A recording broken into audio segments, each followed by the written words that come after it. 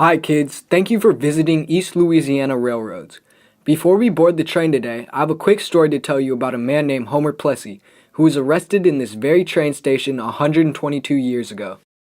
You see, Plessy was a well-respected man and was obviously doing well in life because his ticket was for the first-class railroad car. In all honesty, the only crime Plessy had committed that day was that his great-grandmother was black.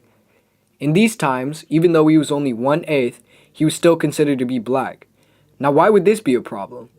Well, in 1896, segregation was practiced, which is the separation of racial groups in everyday places, including railroad cars, and Plessy had decided to sit down in the whites-only car. When the police came, Plessy refused to give up his seat, which he had paid a higher price for, and he was arrested. Plessy was taken to court and tried for his refusal to follow the segregation laws here in Louisiana, and he appealed the case all the way to the Supreme Court. In a 7-1 vote, the Supreme Court ruled him guilty, claiming that the purpose of the 14th Amendment was to enforce the absolute equality of the two races before the law, and requiring their separation did not exactly imply one's inferiority.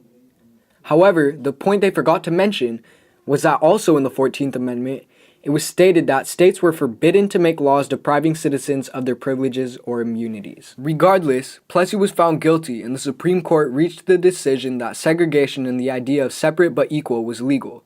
However, with segregation, nothing was ever equal.